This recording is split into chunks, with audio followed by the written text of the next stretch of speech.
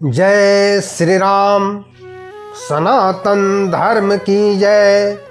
हर हर महादेव। श्रोता बंधु, वाल्मीकि रामायण की पवित्र कथा लेकर आया हूँ। रघुनंदन श्री राम के द्वारा लवणासुर के वध का आदेश मिल जाने पर सुमित्रा नंदन शत्रुघ्न को बड़ा आनंद प्राप्त हुआ। शत्रुघ्न बोले, राजन रघुनंदन, मैं आपकी इच्छा तथा तपस्वियों को आनंद प्राप्त हो उसी के अनुसार कार्य करूँगा। तब श्री राम प्रसन्नता के साथ भरत और लक्ष्मण से बोले, तुम लोग राज्याभिषेक की सामग्री इकट्ठा करके ले आओ। मैं वीर शत्रुघ्न का अभिषेक करूँगा। मेरी आज्ञा से पुरोहित, वैदिक विद्वान तथा समस्त मंत्रियों को बुला लाओ। श्री राम की आज्ञा से दोनों भाई पुरोहित को आगे करके अभिषेक की सामग्री के साथ राजभवन में आए। उनके साथ बहुत से ब्राह्मण और राजा भी वहां पहुँचे। श्रोता बंधु, मैं पंडित गोपाल जी तिवारी सत्य सनातन ज्ञान संगम चैनल से राजा श्री राम जनक नंदिनी वैदेही के चरणों में नमन करते हुए चैनल पर सभी श्रोता बंधुओं का स्वागत करता हूँ। चैनल पर वेद पुराणों की कथाओं का संग्रह निरंतर आता रहता है। हमारा उद्देश्य सनातन धर्म की वैदिक कथाओं को जन जन तक पहुँचाना है। जय श्री राम। श्रोता बंधु, श्री राम और पुरोहित के द्वारा शत्रुघ्न का राजा के पद पर अभिषेक उसी प्रकार किया गया जैसे पूर्व काल में देवताओं द्वारा स्वामी कार्तिकेय का अभिषेक देवताओं के सेनापति के पद पर किया गया था। मथुरा के राजा के पद पर शत्रुघ्न का अभिषेक होने से यमुना तीर के निवासी तपस्वी और महर्षियों को यह निश्चय हो गया कि अब लवणासुर मारा जाएगा। अभिषेक के बाद रघुनंदन ने कहा, वीर शत्रुघ्न, मैं तुम्हें यह दिव्य अमोघ बाण दे रहा हूँ। तुम इस बाण से लवणासुर का वध अवश्य कर पाओगे। शत्रुघ्न, पूर्व काल में भगवान विष्णु ने मधुकैटभ और समस्त राक्षसों के विनाश के लिए इस दिव्य एवं अमोघ बाण की सृष्टि की थी और भगवान विष्णु ने इसी बाण से मधुकैटभ को युद्ध में मारा था। शत्रुघ्न, मैंने रावण का वध करने के लिए भी इस बाण का प्रयोग नहीं किया, क्योंकि इसके द्वारा बहुत से प्राणियों के नष्ट हो जाने की आशंका थी। लवणासुर के पास भगवान शिव का शत्रु विनाश के लिए दिया गया मधु राक्षस का दिव्य एवं महान शूल है। उस शूल का वह प्रतिदिन पूजन करता है और उसे महल में गुप्त स्थान में रखकर वह समस्त दिशाओं में जाकर अपने लिए तपस्वियों और मनुष्यों को आहार के लिए संग्रह करता है।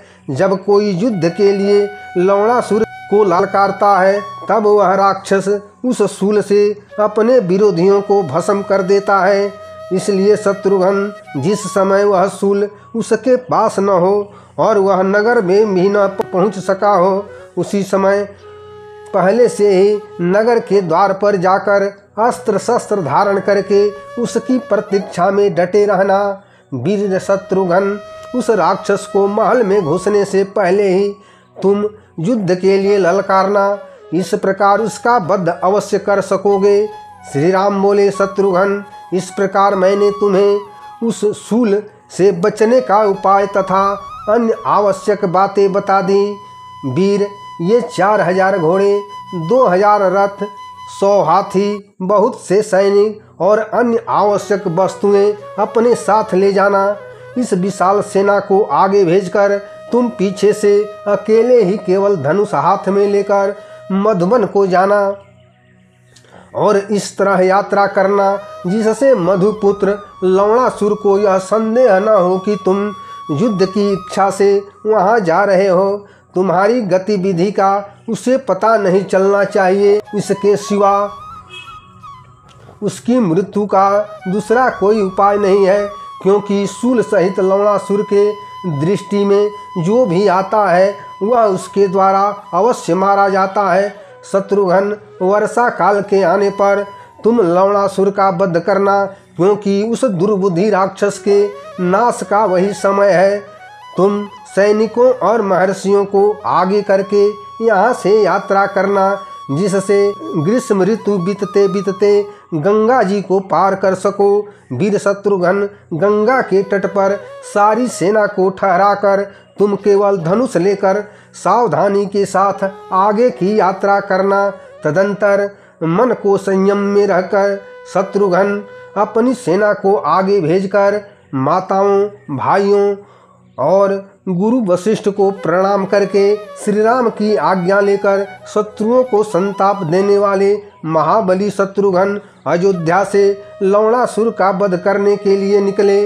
रास्ते में 2 रात बिताकर तीसरे दिन वाल्मीकि के पवित्र आश्रम पर पहुँचे।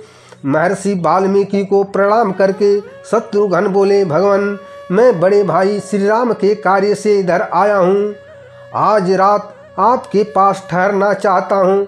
वाल्मीकि ऋषि बोले, महायशस्वी, तुम्हारा स्वागत है। सत्कार ग्रहण कर फल मूल खाकर उन्हें बड़ी तृप्ति हुई। शत्रुघ्न बोले, मुने, आश्रम के निकट प्राचीन काल का यज्ञ यूप दिख रहा है।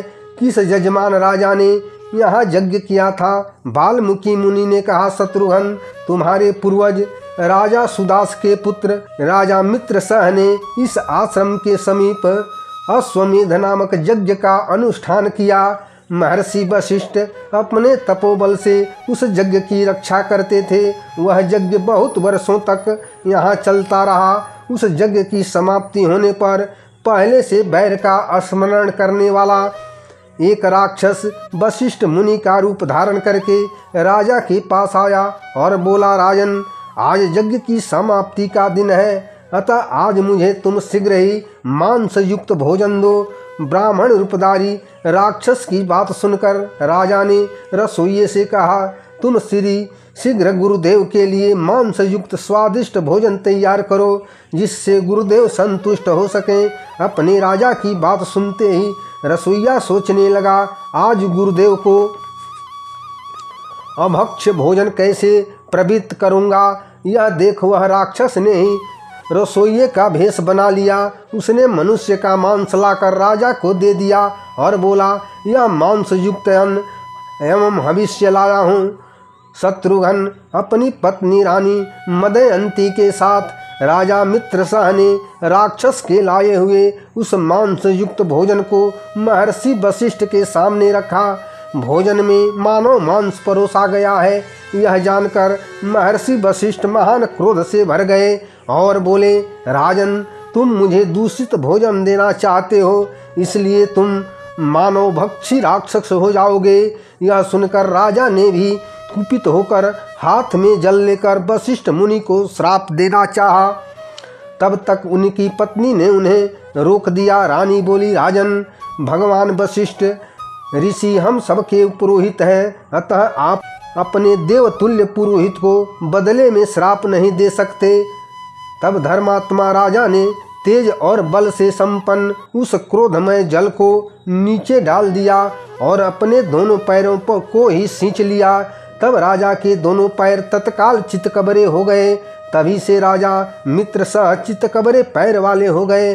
फिर पत्नी सहित राजा मित्रसह ने बारंबार प्रणाम करके वशिष्ठ ऋषि से कहा, ब्रह्मर्षि, आप ही का रूप धारण करके किसी ने मुझे ऐसा भोजन देने के लिए प्रेरित किया था। राजा की बात सुनकर और उसे राक्षस की करतूत जानकर वशिष्ठ ऋषि ने राजा मित्रसह से कहा, राजन, मैंने रोष में भरकर जो श्राप दे दिया है वह व्यर्थ नहीं हो सकता, परंतु इससे छुटकारा के लिए मैं तुम्हें एक वर देता हूँ।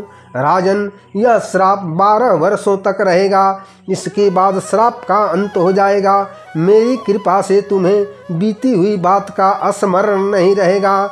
महर्षि वाल्मीकि ने कहा, शत्रुघ्न, इस प्रकार राजा सुदास 12 वर्षों तक उस श्राप को भोगकर पुनः अपना राज्य पाए और प्रजा का पालन किया। शत्रुघ्न उन्हीं राजा मित्रसह के यज्ञ का वह सुंदर स्थान मेरे आश्रम के पास दिखाई देता है जिसके बारे में तुम पूछ रहे थे।